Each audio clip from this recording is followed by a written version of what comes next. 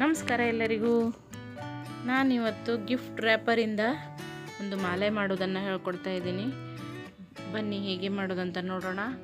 ಮೊದಲಿಗೆ gift wrapper, ಆಮೇಲೆ news paper waste, ಆಮೇಲೆ ದಾರ, ಯಾವುದೇ ಕಲರಿನ ದಾರ ಹಾಕ್ಬೋದು, ಸೀಸರು, ಇಷ್ಟೇ ಬೇಕಾಗಿರುವಂಥದ್ದು.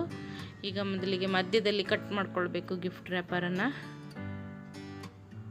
ಇದು ಅಳತೆ ಅಂತ ಏನೂ ಇಲ್ಲ, ಚೌಕಾಕಾರವಾಗಿ ಕಟ್ ಮಾಡ್ಕೊಂಡ್ರೆ ಆಯಿತು.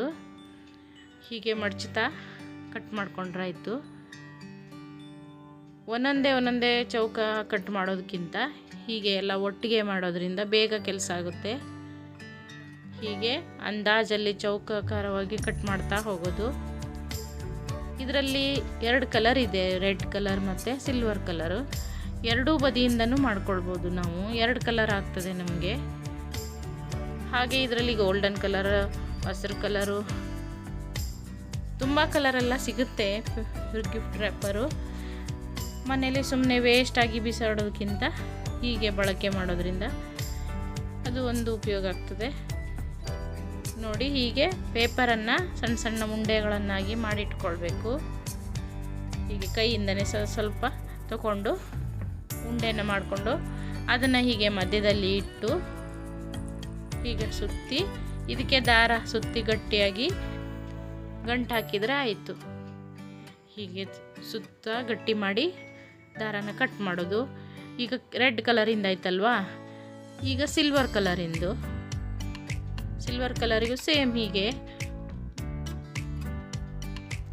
ಗಟ್ಟಿಯಾಗಿ ಗಂಟು ಹಾಕಬೇಕು. ಹೀಗೆ ಸುಮಾರು ಇದನ್ನು ಮಾಡಿಟ್ಕೊಂಡಿದ್ದೀನಿ ನಾನು. ನೀವು ಹೀಗೆ ಮಾಡಿಟ್ಟಾದಮೇಲೆ ಅದರ ತುದಿಯನ್ನು ಒಂಚೂರು ಕಟ್ ಮಾಡಬೇಕು, ಅದು ಒಂದೇ ಸಮನಾಗಿ ಬರಲಿಕ್ಕೆ.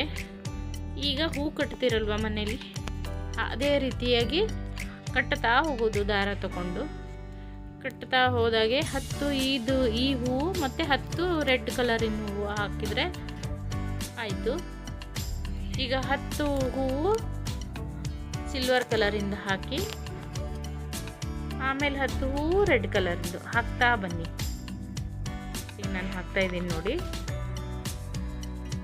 ಸೇಮ್ ಹೂ ಕಟ್ತಾ ಮನೇಲಿ ಹೂ ಕಟ್ತೀವಲ್ವಾ, ಅದೇ ಥರನಾಗಿ ಕಟ್ತಾ ಹೋಗೋದು. ಗಟ್ಟಿ ದಾರ ತಗೊಂಡ್ರೆ ಆಯಿತು. ಸ್ವಲ್ಪ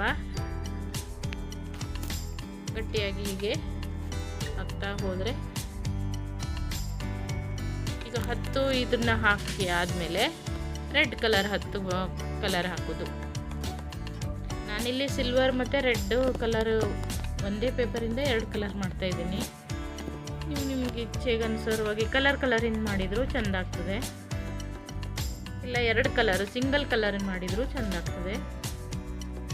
ಇದನ್ನು ದೇವ್ರ ಫೋಟೋಕ್ಕೆ ಹಾಕಬೇಕಂತ ಹೇಳಿ ಏನಿಲ್ಲ, ನೀವು ಬಳಕೆ ಹೇಗೆ ಮಾಡ್ತೀರೋ ಹಾಗೆ. ಇಲ್ಲಿ ನೋಡಿ, ನಾನು ಮಾಡಿದ್ದೀನಿ. ಈಗ ಈ ಕಲರಿಂದು ರೆಡಿ ಆಯಿತು ಮಾಲೆ. ಹಾಗೆ ಮತ್ತೊಂದು ಕಲರಿಂದ ಮಾಡಿದ್ದೀನಿ ನಾನು. ಕಲರಿಂದ ಸೇರಿಸಿ ಎಲ್ಲ ಸಣ್ಣ ಸಣ್ಣ ರ್ಯಾಪರ್ ಇದ್ದಿತ್ತು, ಅದನ್ನು ಮಾಡಿದ್ದೀನಿ.